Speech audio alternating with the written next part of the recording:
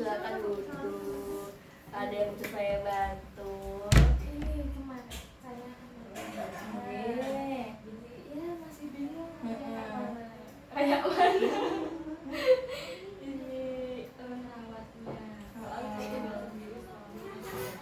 Iya, berarti ibu ingin tahu perawatan pada anak gitu ya. Sebelumnya saya mau ngecek dulu nih TTV-nya Ade, boleh dipinjam dulu. Gitu. Untuk pemeriksaannya normal semua nggih, sudah aman saja.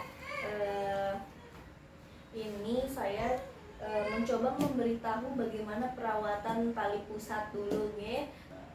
Untuk perawatan tali pusat itu sebenarnya gampang sekali Bu, dengan cara memastikan tali pusat ini nih kering dan bersih begitu ya. Jangan sampai dibersihkan menggunakan alkohol atau lain sebagainya karena bakal menyebabkan infeksi nantinya gitu.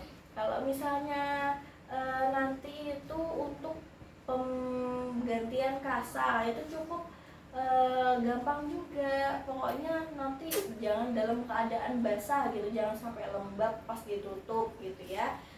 Cara pemakaian kasanya pun ada tekniknya juga sebenarnya. Cukup kasnya itu dilipat segitiga, terus diarahkan di bawah tali pusatnya itu, terus ditutup bagian atas dan diikat secara perlahan, begitu saja.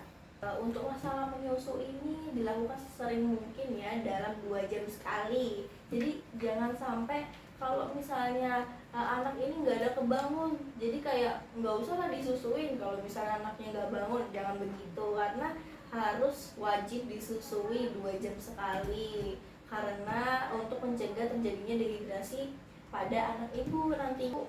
Fungsinya juga dari menyusui ini untuk mencegah terjadinya penyakit kuning. Selain menyusui, bisa juga dicegah dari menjemur Ade ini dari jam 7 sampai jam 9. Itu cukup 15 menit saja di bawah sinar matahari, nggak usah lama-lama.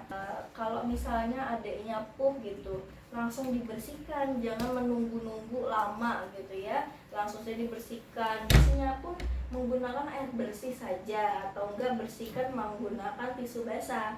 Cukup dilap begitu saja. Kalau udah langsung dipakaikan popok yang baru lagi. Jangan sampai digunakan ulang popok tersebut karena itu popok itu sekali pakai. Dan juga kalau misalnya orang dulu itu kan biasanya dipakaikan bedak nah itu jangan lagi dipakaikan bedak karena itu nggak boleh sampai di sela-sela selangkangan bayi, karena dia tuh bisa selain bisa menggesek selangkangan bayi jadi bisa merah dia, karena itu tuh bedak juga bisa menyumbat pori-pori begitu ya. Juga minyak telon kalau misalnya sehabis mandi, fungsinya untuk menjaga kehangatan bayi, bisa di telapak tangan, telapak kaki, habis itu di dada, di perut boleh asal jangan sampai mengenai tali pusat. Untuk bayinya ini nanti jangan sampai kedinginan, bisa saja nanti itu ditutup menggunakan selimut atau pakaian-pakaian hangat yang sekiranya ibu merasa harinya itu sudah mulai dingin begitu ya. Jangan sampai adiknya itu hipotermia. Hipotermia itu kedinginan, jadi jangan sampai adiknya itu menggigil kedinginan.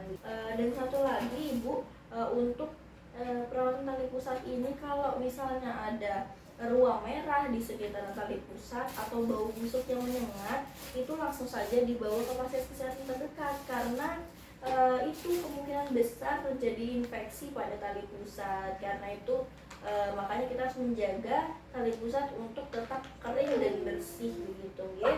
Untuk bedong ini sebenarnya sudah tidak dianjurkan lagi Bu ya, karena apalagi diikat kencang. Kalau misalnya mau cukup ditutup seperti biasa aja, nggak usah sampai diikat, karena kalau diikat itu mengganggu tumbuh kembang anak. Dia jadi geraknya itu nggak leluasa, nggak bisa semuanya dia tuh rapat gitu kan jadinya. Jadi nggak usah sampai seperti itu. Jadi kalau saran saya memang di bedong biasa aja, nggak usah diikat terlalu kencang.